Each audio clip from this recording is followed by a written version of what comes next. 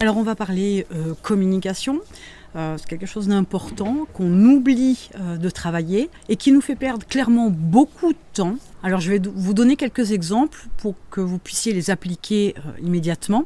L'idée étant sur cette partie-là aujourd'hui d'être dans la précision, mais sur des choses très très simples, passe-partout entre guillemets, au quotidien. Vous verrez que ça s'implémente très vite, mais ça va faire vraiment la différence. Alors l'idée étant que on ne peut avoir une réponse précise que si on pose une question précise. Sur le principe, vous vous dites, ouais, c'est le b.a.-ba, Sarah, tu nous apprends rien d'extraordinaire, j'entends bien. Mais regardez un petit peu comment vous fonctionnez, comment vous communiquez, et vous verrez que ce n'est pas toujours le cas. Je vous donne un exemple. Vous demandez par exemple à un de vos salariés, collaborateurs, vous lui demandez s'il a terminé le dossier. Si vous ne précisez pas, dans sa démarche, lui va réceptionner la question et il va se poser les questions suivantes. C'est de quel dossier il parle? Ah oui, on a parlé ce matin du dossier machin. Ok, donc je vais lui donner la réponse en fonction du dossier machin. Oui, je me suis occupée du dossier. Mais cette réponse-là, elle est floue, elle n'est pas claire. Mais la question ne l'est pas non plus. Donc si vous demandez à votre interlocuteur s'il s'est occupé du dossier machin et s'il a terminé le dossier machin, à ce moment-là, vous aurez une réponse claire. Parce que la question a été claire. Ce manque de précision, on l'utilise malheureusement dans la communication. On est souvent sous cette approche-là. Voilà, vous arrivez à la boulangerie, je voudrais du pain. Je voudrais ce pain-là. Alors déjà, montrer, ce n'est pas très élégant. Mais en plus, ça prouve clairement qu'il y a un manque de contrôle dans la communication. Ça pourrait être aussi une question du genre « Est-ce que vous avez eu Monsieur Truc ?» Posez la question à votre secrétaire. Si elle vous répond « Oui », forcément, vous avez la réponse que vous avez demandée.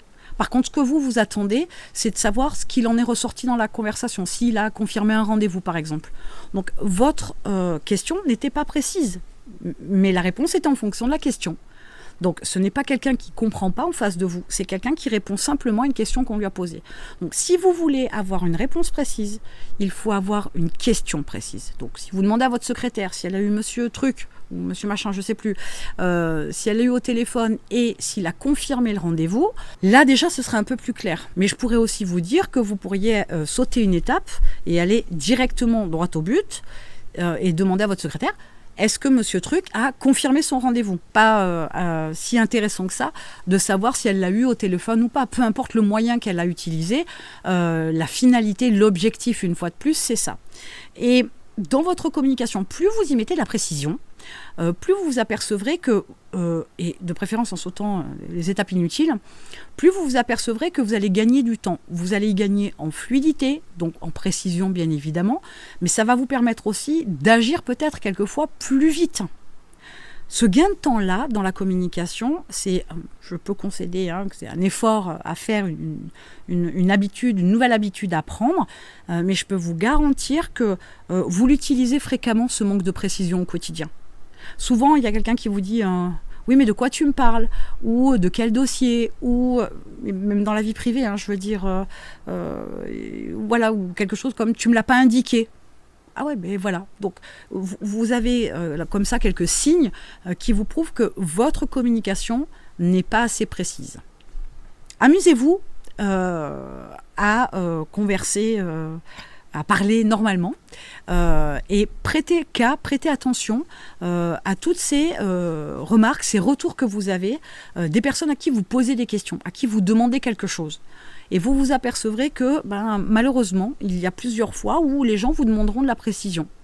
Ça doit vous mettre la puce à l'oreille, c'est un signe qu'il vous faut travailler votre communication pour être un peu plus dans la précision. Mais je vous dirais qu'aujourd'hui, je vous parle de questions précise pour avoir une réponse précise, mais de manière globale, si vous avez une conversation, vous ne tournez pas autour du pot, vous ne brodez pas, vous noyez pas votre interlocuteur dans du blabla inutile, que vous allez droit au but, avec précision et clarté, vous vous apercevrez que vous aurez des conversations, des échanges beaucoup plus intéressants, beaucoup plus clair, précis, mais aussi avec un gain de temps énorme parce qu'au lieu d'avoir un quart d'heure de conversation, peut-être qu'en 2 minutes chrono, ça peut être bouclé.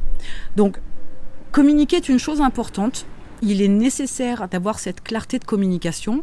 Et je vous dirais qu'il y a un avantage, un bonus derrière. C'est que vous allez pouvoir aussi travailler avec plus de précision. Vous allez vous apercevoir que ça a un deuxième effet qui se coule. Ça va vous permettre aussi, quand vous écrivez, quand vous programmez, quand vous élaborez un projet, vous verrez que vous aurez l'habitude, parce que vous vous exprimez avec précision, vous aurez l'habitude aussi d'écrire avec plus de précision et plus de clarté.